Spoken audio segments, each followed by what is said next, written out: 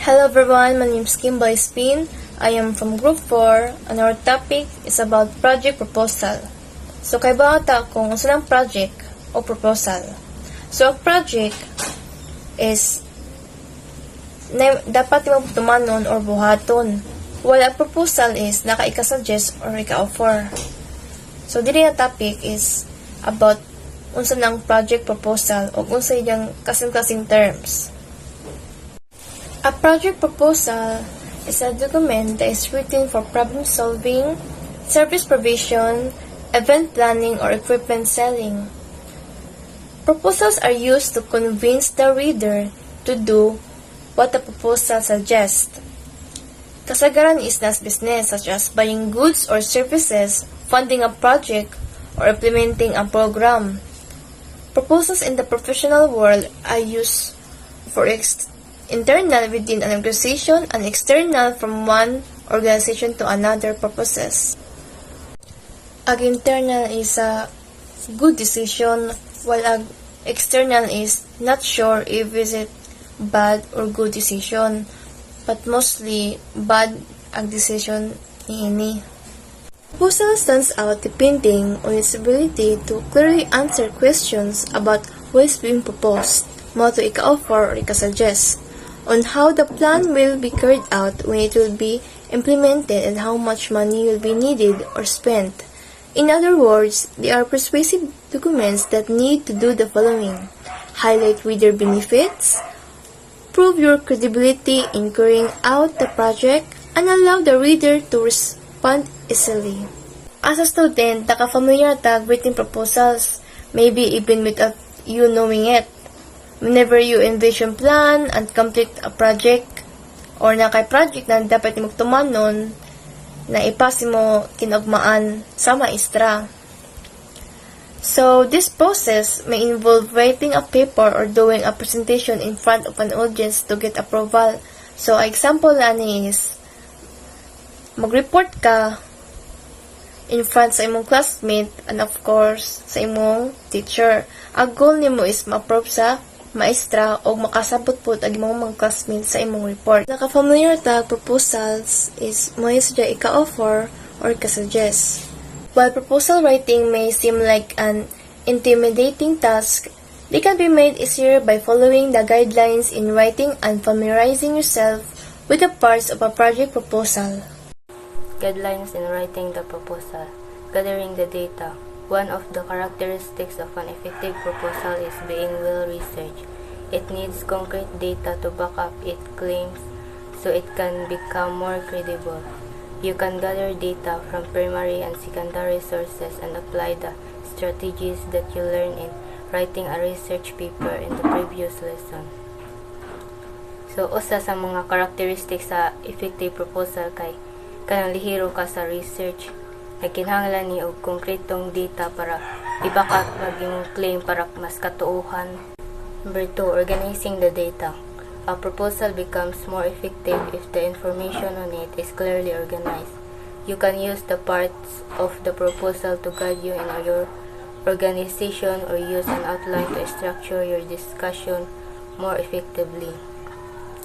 So, mas mahimong effective ang imong proposal kung ang information ani kay gitarong og organize. Pwede po nimong gamiton ag parts sa proposal para mag-guide ka in ag-organize, or pwede po nimong gamiton ang outline para mas effective ang nga buhon ag imong discussion. Number 3, writing the proposal. Fill out the parts of the proposal with the relevant data. Number 4, revising the proposal. Make sure to review your proposal for accuracy and organization before you send it out. A good proposal will be comprehensive and will put your organization in the best light. So, siguraduhan nimo nga i-review nimo imong proposal para ma-correct ug ma-organize usa nimo i-send out. Formatting the project proposal. Proposal are primarily categorized according to their length. An informal proposal is about 2 or 4 pages long. Meanwhile, a formal proposal has 5 or more pages. Regardless of their purpose and audience, they have standard parts following. So ang project proposal come out in two main formats. Mao ni ag informal ug formal.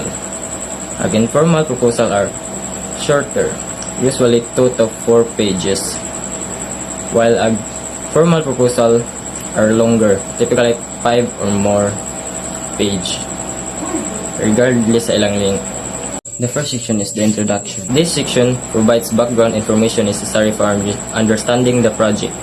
It includes the rationale, objective, and benefits. Rationale, this defines the problem to be addressed and show the need to solve it. So, rationale mo defines siya sa mga problem to be addressed and explain nga no needs siya of solving.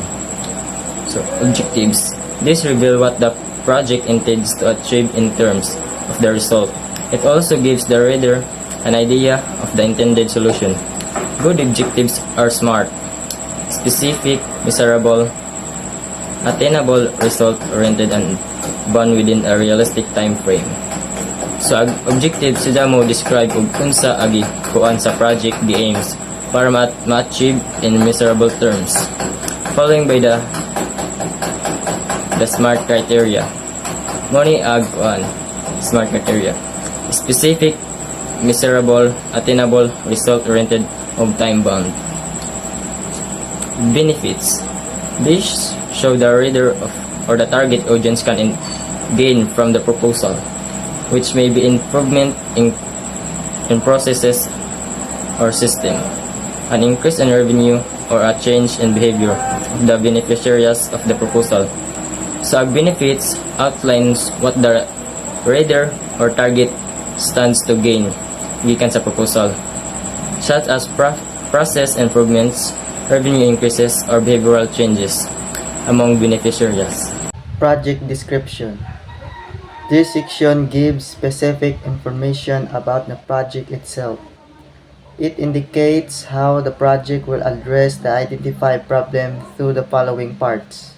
So sa kini nga part, as by the name itself, diri na nato i-describe about sa atong project.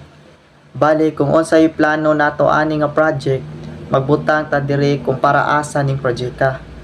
Unsay ma-develop ani, og usa pa pod about methodology ug kinsay responsable na tao para mobuhat ani nga duty ug unsay mga resources gamit need ani nga project. Next is ang schedule. Kung kanus-a magsugod ug kanus-a mahuman ang usa ka project. Lastly, ang budget. The estimated budget kung pila tanan ang pwede magastos para ani nga project. These parts, the methodology, schedule, and budget will further explained by co-member Japet. So good afternoon, ma'am. Methodology, this entails the different activities the project will take on the manpower. So mo din sila ang mo design or mo develop. So resources to be utilized and the expanded output. So schedule, this discusses the task duration. So when we say duration, ang duration is kung unsa ka dugadza or unsa ka task ang imong gi-expect. So expected the start and the end dates of each activity in the project. So budget, this presents an analysis of all costs anticipated in the project, which can be itemized or shown as a whole depending on needs of the project. They assess the financial health of the organization, evaluate investment opportunities, and forecast future financial outcomes. So, ang budget, nali mo kuan ay magunit sa budget dya. Mao din sila katong kwartaha may mo support sa financial health sa organization, may evaluate investment opportunities, and forecast future financial outcomes. So that's all, ma'am. Thank you and good afternoon.